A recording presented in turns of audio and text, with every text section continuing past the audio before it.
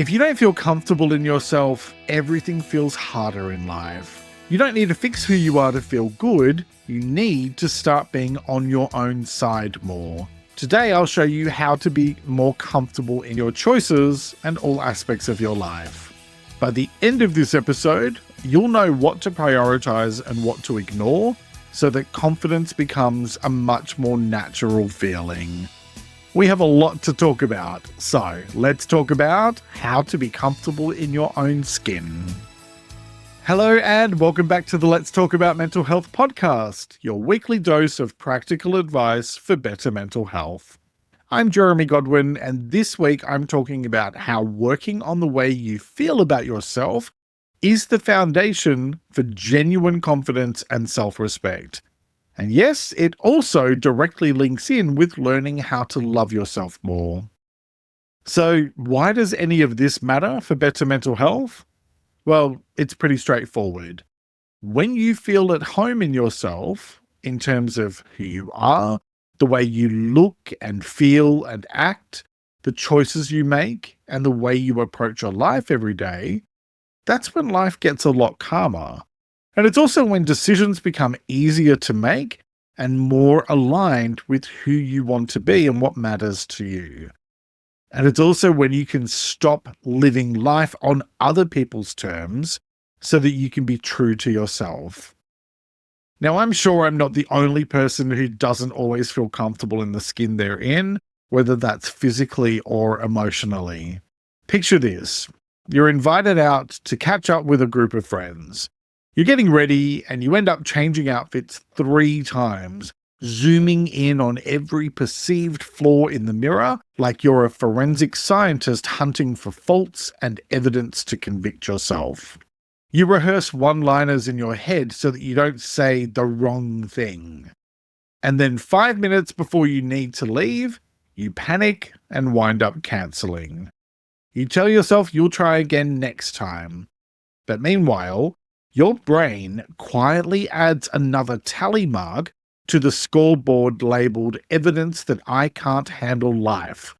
And it's that scoreboard that it's keeping just to taunt you when you already feel awful about yourself. Now, if that sounds familiar, then it feels pretty terrible, doesn't it? But I have good news. There are lots of simple things you can do to tackle it, and that's what we're going to unpack and work through together in this episode. Kindly, but honestly, so that you can walk away from our time together with a clear plan on how to change it all for the better.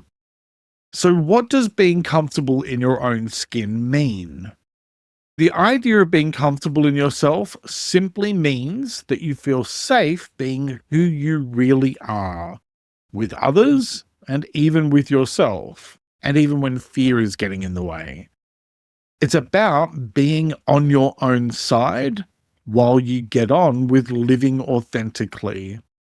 But it also brings in so much more. It's about self-worth, self-love, validation, confidence. The list goes on.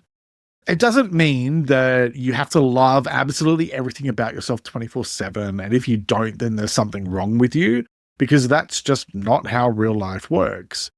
What it really means is that you can be on your own side while you're going about your life day after day, week after week, that you're in your own corner, that you're looking out for your best interests, whether that's at home or at work, with friends, with family, and even when it's just you. And what I mean by that is how you think about yourself and what that does in terms of the way that you treat yourself. Ultimately, it's about everything. It's about how you live, work, and connect. So, for example, with body image, which I covered in episode 136, feeling comfortable in your own skin looks like neutrality and respect. Not focusing on the positive or the negative, but just recognizing that your body is a human body. It's the vessel that you live in, not an exam that you have to pass or fail. It gets to be a body while you go about living your life. Instead of trying to adhere to a laundry list of impossible standards, that just wind up making you feel terrible about yourself. I think about all of this stuff in three parts: comfort, choice, and courage. So it's the three C's. What I mean by that is this: comfort comes first. When your nervous system is all wound up and feeling tight and stressed out, everything feels like it's a threat. That can include other people's opinions and even your own thoughts. So instead of letting those fear-driven thoughts run the show, we can consciously create a bit of inner safety by speaking to ourselves with respect. That's the ground you stand on, the foundation of it all, being respectful to yourself. From there, we move into choice, the second of the three C's. And this is where you pick the next small step that actually fits you and your values. We're talking about choices that, aren't necessarily great, big, impressive leaps. And they're most certainly not about keeping other people happy. It's simply about making the choice for the step that feels most like you and that's most aligned to your needs. That might mean choosing the clothes that you're comfortable in, saying one honest sentence to someone instead of just staying quiet about a problem, or leaving on time for something because you said you would. The choices you make keeps you aligned with yourself in the moments that usually tend to knock you off balance. And it's about reinforcing to yourself that your needs matter, which they do, and I will keep on telling you that until I'm blue in the face. So then, continuing on with the three C's, the third one is courage. And courage isn't about being brave in terms of performing for others or pretending to be brave. It's doing the small, true thing out in the real world, even while your mind is busy with what ifs. It's pressing publish, it's releasing the podcast, it's joining the call, or it's walking into the room as you are. Confidence doesn't lead this, it follows. You take a small step, you survive it, and your brain learns that you can rely on you. And so you build a little more confidence, bit by bit.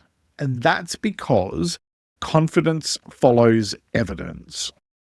So, why does it matter for your mental health? When we don't actively work on building the skill of being comfortable in your own skin, you'll find that the costs stack up pretty quickly. So there's this kind of energy tax that comes from the constant self-monitoring that we tend to do, and also from trying to perform as some version of you that's palatable and acceptable to others. In other words, it's draining and it's completely exhausting. You second guess things, and so, that leads to decision drag. Plus, it often leads to opportunities passing you by. And then there's also relationship strain that comes from all of this, because performing and being on is absolutely exhausting, but so too is second guessing yourself all the time. And it gets in the way of genuine human connection. It's like I said last week, get out of your own way, and I'll leave a link to that episode in the description. Just think about all of that stuff that I just said. Like, really, we're talking about a lot of your life being lost to managing the impressions that you put towards others or what you think you're supposed to do and say, rather than just allowing yourself to live and to be your true self. Here's the bigger picture thing that I need you to hear loud and clear. You don't have to fix who you are to feel good. You need to stop abandoning yourself, especially in the tiny moments that make up your day. Choose the path for yourself that respects you, and then keep on choosing it over and over again. That's how you find greater balance in your life and in your mind. That's how you find better mental health. And it's how you show up for yourself and make room for genuine peace of mind. Less performance, more presence. Life is too short to keep outsourcing your self-worth to mirrors or metrics or random people's random opinions. What we need to focus on, what you need to focus on, is setting yourself up for fewer flare-ups of feeling rubbish about yourself by focusing more on balance and by prioritizing what really matters in life, as well as letting go of what doesn't matter, like all the noise and nonsense and nastiness that goes on. More time spent living and less time fighting yourself or listening to people who couldn't say a kind word to anyone if their lives depended on it. One more thing we need to clarify before we start getting practical about how to become more comfortable in your own skin. Confidence is not the starting point. I kind of touched on that earlier, and you don't have to be born with it. Confidence is something you can develop over time. It is a skill, and it is the byproduct of the 3 C's: comfort, choice, and tiny acts of courage repeated over and over again. Think of it this way. Confidence is your reward for showing up for yourself time after time. I want you to take a quick moment and reflect before we go any further. So just humor me for a moment. Take a couple of gentle breaths, and I want you to consider this. Where does self-consciousness tend to show up most for you? Is it in your body, your voice, your choices? And what does feeling comfortable in myself look like for you today in one sentence?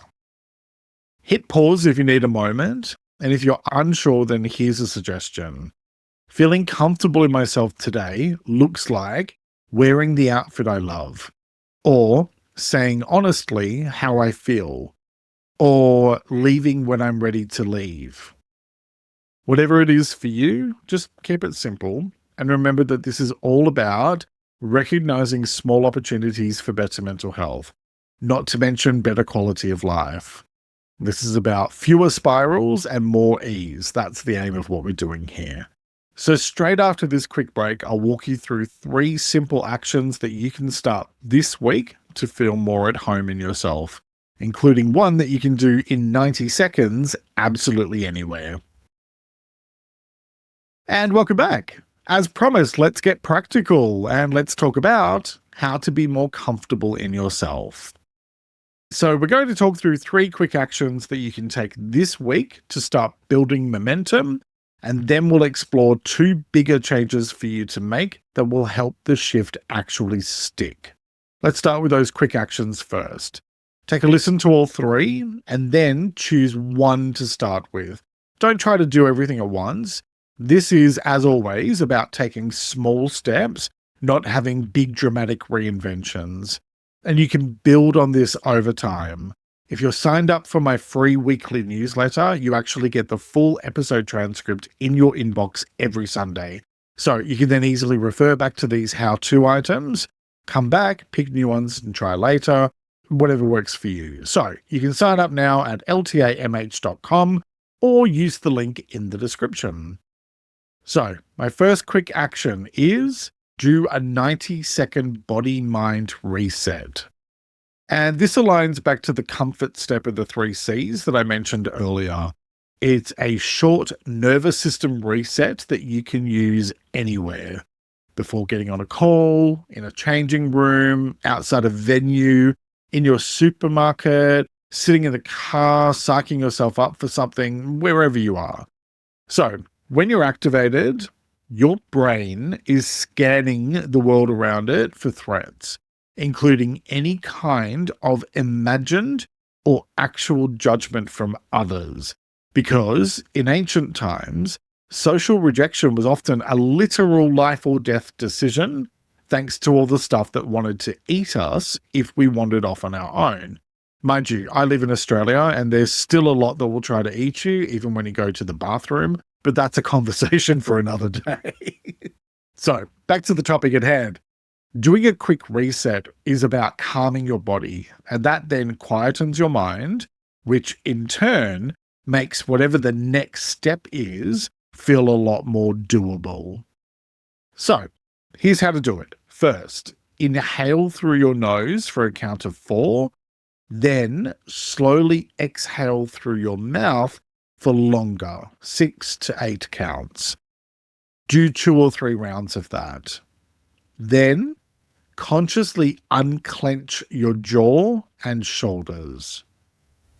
Then gently place a hand on your chest, or if you're in public, just rest your palm on your thigh and say quietly to yourself, I can be here as I am. Or depending on the circumstances, you might prefer to say, I choose to respect myself. Whatever it is a really simple way to ground yourself and to also anchor your mind in self-respect. So, for example, let's say you're dreading turning your camera on for a meeting.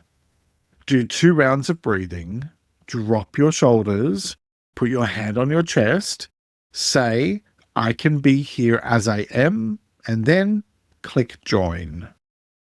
This whole 90-second reset helps to get you back into a calmer and more balanced headspace before you proceed. Remember, calm first, then act. Okay, the next quick action is the 2-sentence self-talk swap. Aside from being a tongue twister, this one aligns with both comfort and choice in the 3 C's. So it's about consciously replacing the noisy, nasty critic in your head with some credible kindness and a tiny practical next step. No hype, no toxic positivity, no woo-woo statements, just a clean, simple, respectful nudge to push yourself towards a more positive direction.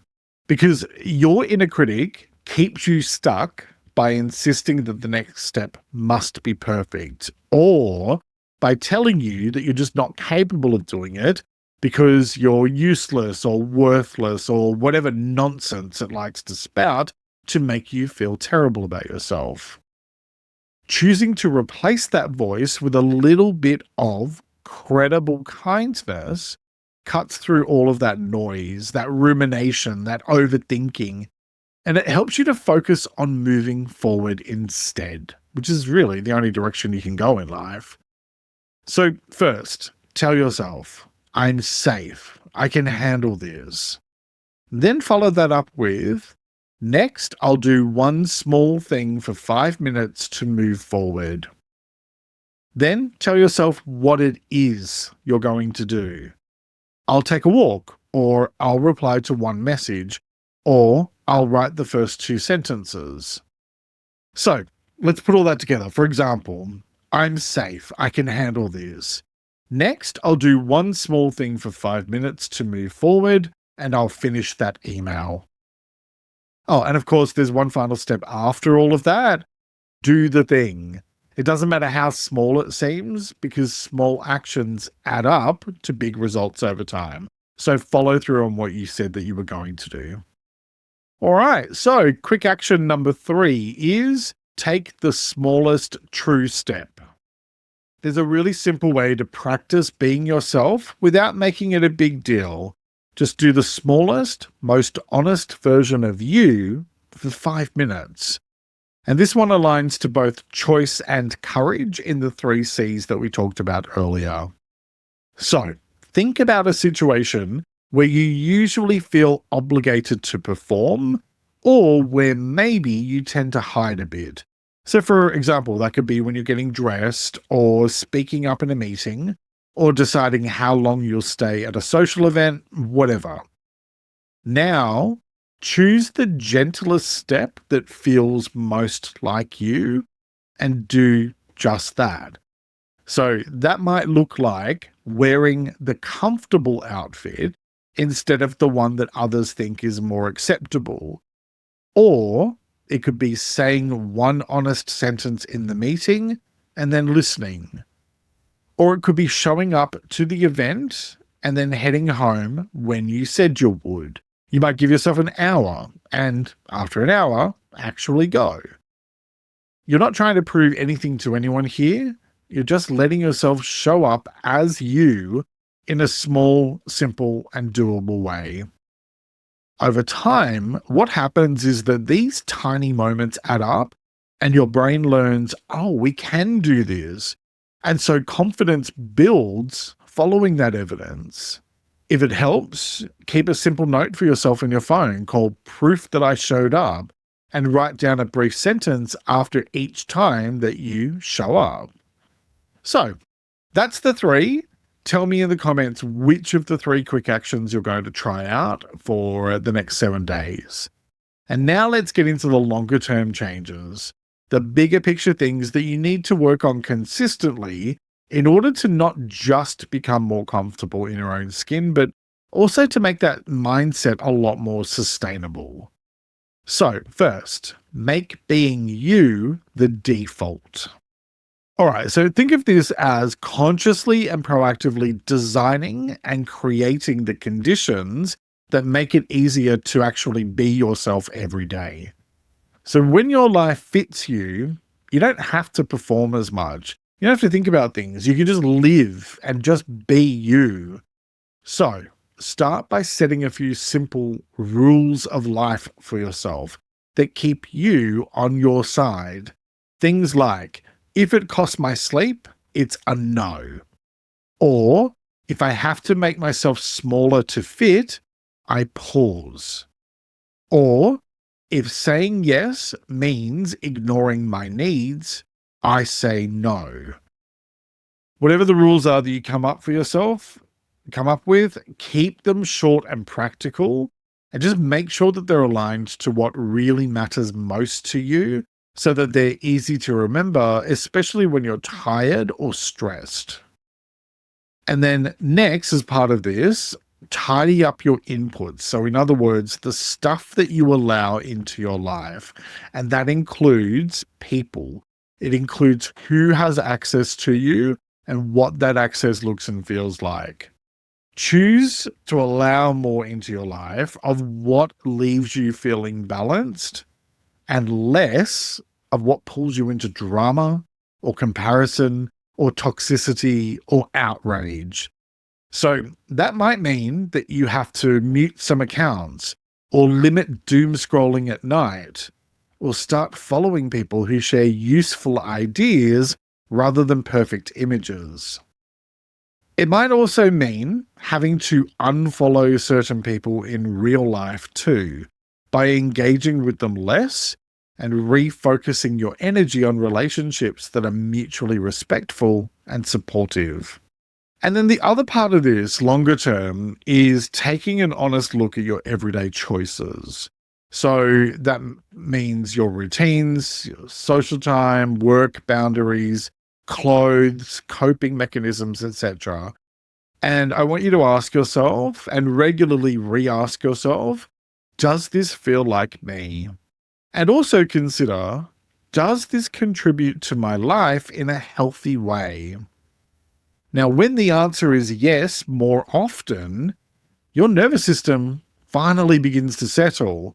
And that's when you can find that your confidence stops hinging on other people's reactions or whether or not you're able to meet certain standards, or if you can afford that $1,290 Balenciaga t-shirt that looks like you had a little accident with a bottle of bleach. If you're watching the video, you know what I'm talking about. This isn't about completely changing who you are or rejecting the rest of the world or bringing down capitalism. It's simply about shaping your world so that the real you has room to breathe without the pressure to do so, without the pressure to keep up with what other people think is right or wrong, or what they think you should be doing to prove your worth.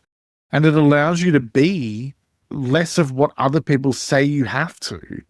And it also is about really, like I said last week, getting out of your own way. And it helps you to stop being who and what you think you have to be and focus instead on just being you. Remember, make being the real you the default. Okay, so the next longer term change that you need to work on to feel more comfortable in your own skin is choose approach over avoidance.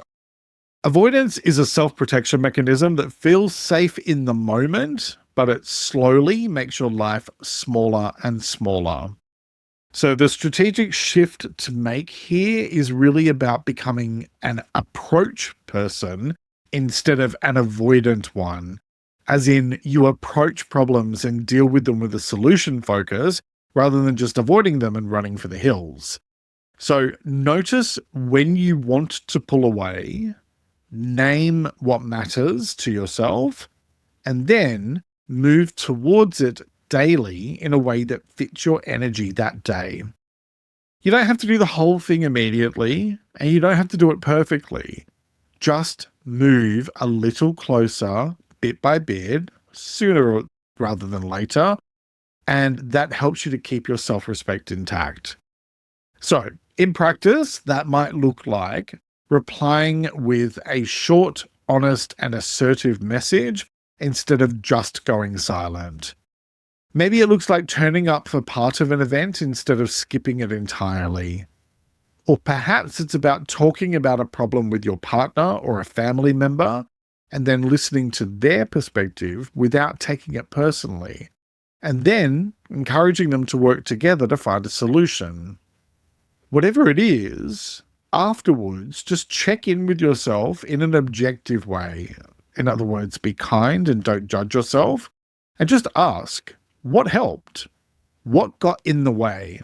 And what would make it easier or more effective in the future? Over time, having this approach mindset, as in I'm approaching it instead of avoiding it, teaches your brain that discomfort can be carried, that choices can be made, that conflict can be constructive, and that you can rely on yourself. That's where real self-confidence and comfort grows from. It's not from never feeling nervous, but from moving through it without abandoning yourself. Remember, choose approach over avoidance. Because when you boil it all down, feeling comfortable in your own skin means choosing to live every day as the real you, not the version of you that others expect or demand. So let's talk about putting all of this into practice. Really, it is about choosing you. There are always going to be times where you are tempted to prioritize the needs of others over your own. But what that does is it really makes it hard to be your own supporter, and it sends yourself a message that you are not as worthy of your attention as others are. If you're watching this episode or listening to it, then no doubt it's because that voice in your head tells you that you're less than. If that happens, what you need to do is capture that and go, thank you for your perspective. However, I'm focusing on what I like and love about myself right now. And every time you counter that voice, you send it a clear message that tells it that it's not in charge, because it's not, right? You're the one in charge. And so the choices that you make, the approaches that you take, those are the things that are going to influence whether or not you feel comfortable in your own skin, mentally, physically, emotionally, all of it. Protect your peace by choosing authenticity over expectations. Each week I like to finish up by sharing a quote about the topic, and I encourage you to take a few moments to really reflect on it and consider what it means to you. This week's quote is by Maya Angelou, and it is, "You alone are enough." Let me repeat that. You alone are enough. All right, that's it for this week. Thank you very much for joining me today. Look after yourself and make a conscious effort to share positivity and kindness out into the world, because you get back what you put out. Take care and talk to you next time. If this helped, check out my episode about feeling worthy next. It's linked on the screen and in the description. And follow or subscribe for new episodes every Sunday. Let's Talk About Mental Health is an independent program. Discover more at ltamh.com.